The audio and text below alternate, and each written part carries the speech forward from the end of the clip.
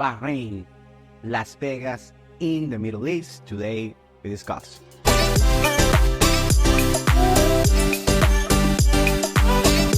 Welcome to Venezuela Insider, the only place in Venezuela for expats, digital nomads, entrepreneurs, investors, travelers, and related internationals.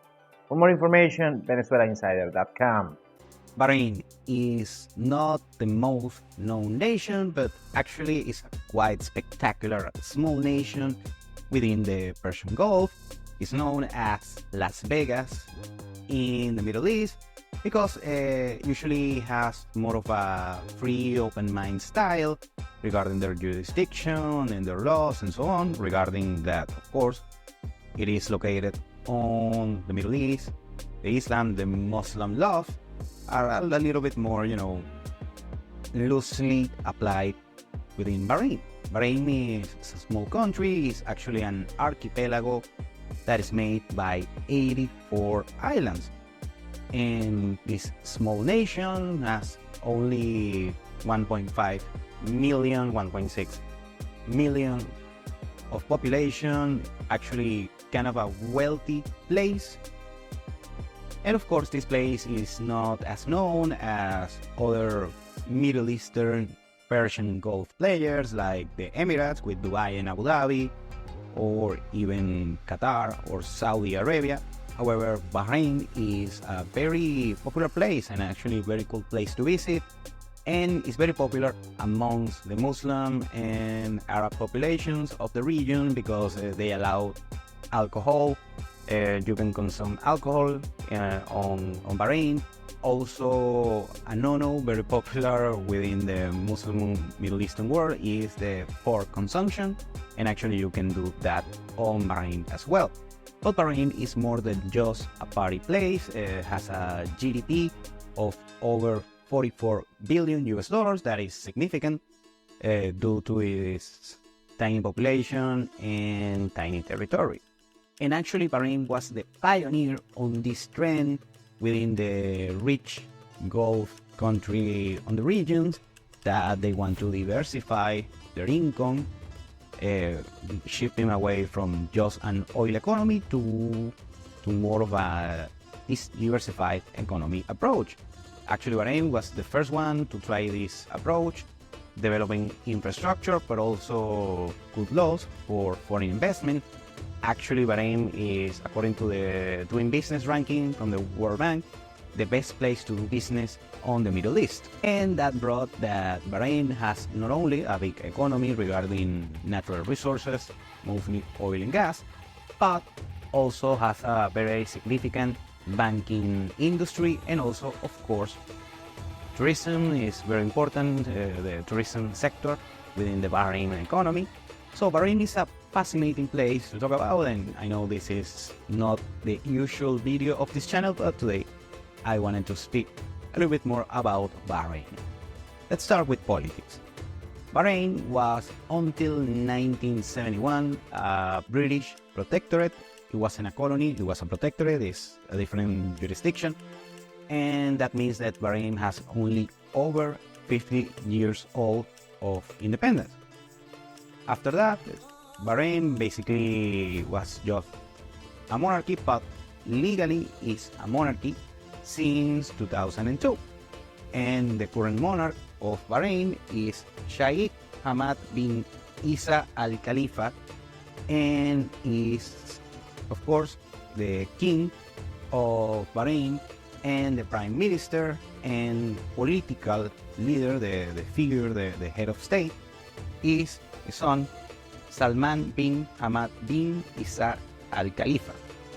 Tough name to pronounce. Now let's talk about demographics. And usually on this part of the world, demographics always kind of an issue. The population of Bahrain is around 1.56 million people, that a little bit over 50% are expats and internationals, and this is a trend all over both countries. Most of them, of course, come from Asian countries like Philippines, like Pakistan, and also some other Middle Eastern countries. And of course, there is an important cohort of Western internationals, mostly from the US and the United Kingdom. The main demographic problem that most of the Gulf nations have is, yet again, men surplus. And of course, is by the same reason that the other nations on the Middle East, they brought a great deal of expats and internationals, and most of these men, of course, most of these people are men, because usually most of the people that work and have high income skills are men. Now, what happens, especially with Bahrain, is that since it's a tiny country and you have this very important male surplus, also affects demographics. You also see a low fertility rate, replacement rate of 1.67 births per woman. That is lower than the 2.1, 2.2 that you need in order to keep a population. Now, the caveat that is specific for Bahrain is the religion practiced by their population. What happens is the monarchy and the people on power in Bahrain, they are practitioners of the Sunni Islam faith. And in case you don't know, usually there is some issues between Sunni Muslims and Shia Muslims. Over 60% of the Muslim population of Bahrain, they are Shia Muslims. And usually that brings trouble in all of the Arab world and the Islam world, specifically on Bahrain that is a monarchy. So the average people within Bahrain, they are Shia Muslims, and usually there is a lot of social pushback against the monarchy, and that brings a lot of issues, a lot of troubles, protests, and so on, some social turmoil. That is, of course, nothing big that you might see on the news, like, for instance, a terrorist attack or something like that. But you see some protests, mass protests, every once in a while. Mostly that happened during the Arab Spring movement on the whole region, and let's say Bahrain wasn't not affected for these kind of issues. But the bottom line is that Bahrain has a very stable population, a very political situation that is not a big deal, not major issues, but you see some, let's say, some turmoil once in a while. Something that stands out in Bahrain are women's rights and also political freedom that you have for Gulf standards within Bahrain. On Bahrain, you can legally vote, unlike many other Muslim nations. There is a Congress that has two chambers. One is elected, of course, by the people on top, but the second half of the Congress is elected by the people, just like in a Western democracy. Now, particularly on Bahrain, you see that Jewish population has vote and has representation within the government. At some point, one member of the cabinet of the government of Bahrain was a female minister, Nada Hafad. Also, Houda Nunu, on 2008, became a UN ambassador for Bahrain, being a Jewish descendant, and also Alice Saman, on 2011, was appointed as the Bahrain ambassador to the United Kingdom. And even homosexual activity is legal for consensual adults over 21 years old. That is unique. That is a very particular situation for the Arab and Muslim world. Now let's talk about the economics of Bahrain.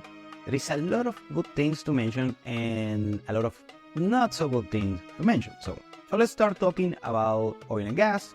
Bahrain, of course, is an oil-rich country, but not so rich for the standards of the Gulf region. Produces around 200,000 barrels of crude oil per day, but also is very important the LNG production, liquefied natural gas.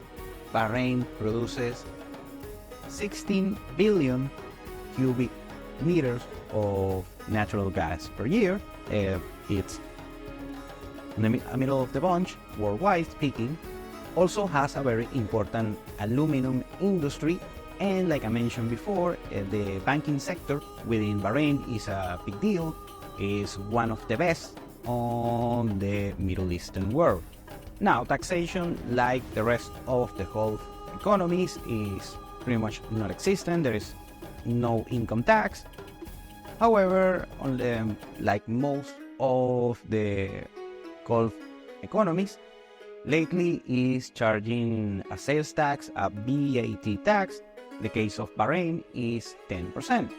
Now, Bahrain has a couple of economic issues. The first one is the situation regarding their public debt. Bahrain's debt is around 120% of the GDP, and also is a low quality debt on the worldwide markets. Actually, Bahrain's debt was downgraded to junk bonds by the credit risk companies.